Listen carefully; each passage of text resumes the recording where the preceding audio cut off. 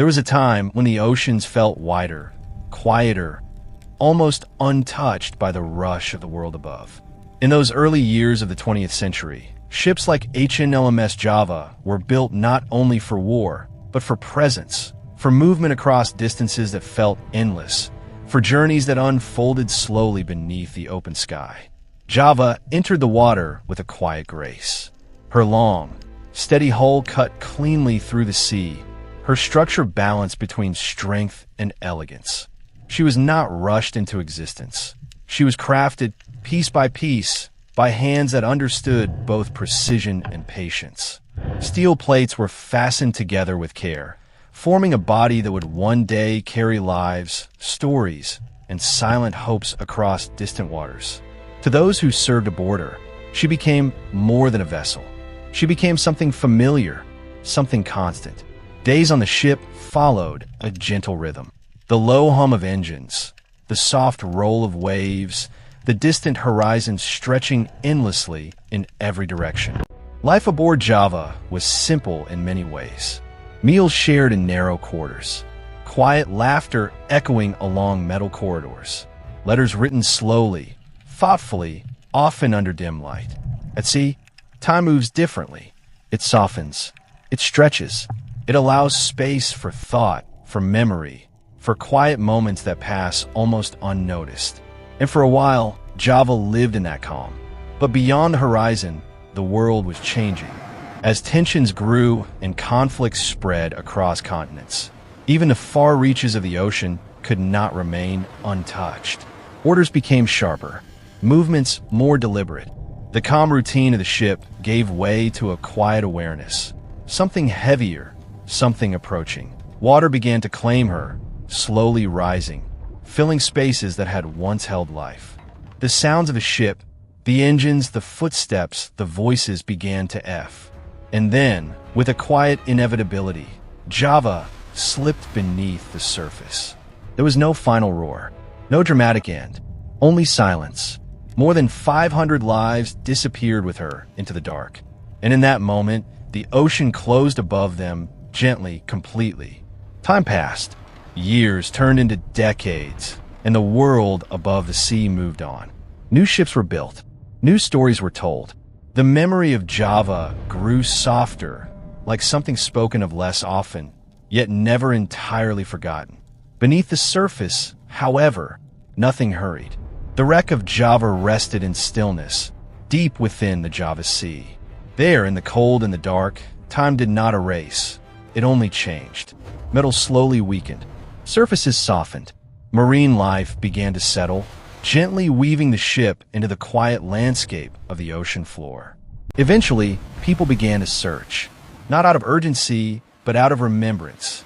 Finding a lost ship is not a simple act. The ocean does not guide those who seek. It does not reveal easily. It keeps its silence. Search vessels moved across the sea in slow patterns, their instruments sending pulses downward, listening for echoes that might return. Each signal was uncertain, each reading incomplete. Days would pass with nothing but empty space. It required patience, not the kind that expects quick answers, but the kind that accepts waiting. And then, one day, something answered back. A shape, faint, broken, but unmistakable. The wreck of HNLMS Java had been found. There was no loud celebration, only a quiet recognition, because what had been discovered was not simply metal and structure. It was a place where lives had ended, where memory had settled. Reaching her, however, brought new challenges. The depths were difficult. Light faded quickly as Diverse descended. The water pressed heavily, each movement slowed by its weight. Currents shifted unpredictably, making even stillness difficult to maintain. The divers moved carefully. When they finally reached the seabed, they entered a world of shadows. Shapes emerged slowly from the darkness. Fragments of hull, sections of deck, pieces of something once whole. And there was Java. She was no longer the ship she had been. Time had altered her. Parts had collapsed. Surfaces were worn and uneven. In some places, she seemed to blend into the ocean itself. But even in that state, there was a presence. The divers did not rush. They did not disturb more than necessary. Cameras captured images. Instruments recorded measurements. But everything was done slowly, with a quiet respect. Because this was not simply exploration. It was remembrance. The idea of bringing the ship back to the surface soon faded. Too much had been lost. Too much had weakened. Any attempt could destroy what remained. So instead, the work became something else. To observe, to understand, to preserve without removing. Even this was not easy. Over time, parts of the wreck had disappeared, taken not only by the sea, but by human interference.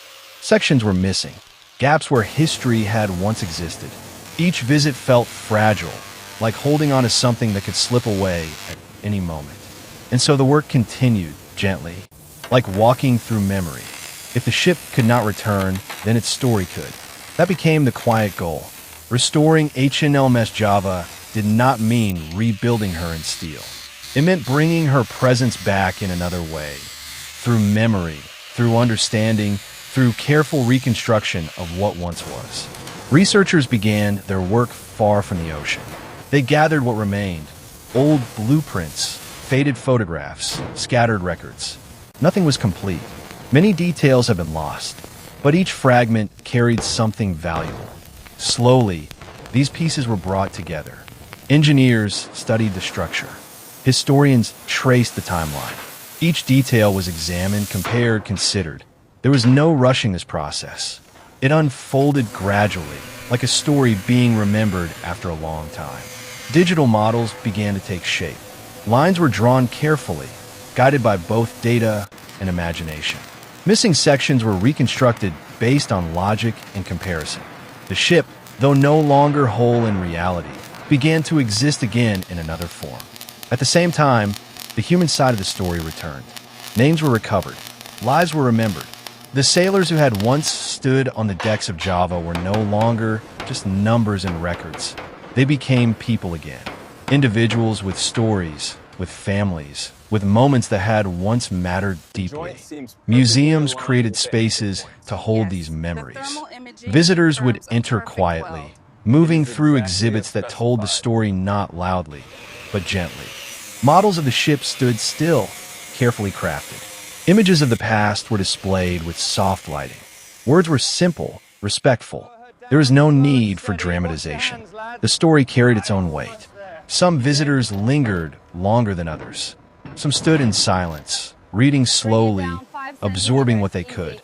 And sometimes, there were those who came with a more personal connection, family members of the crew. They did not always speak. They did not need to. Standing there in that quiet space was enough. Because memory does not always require words.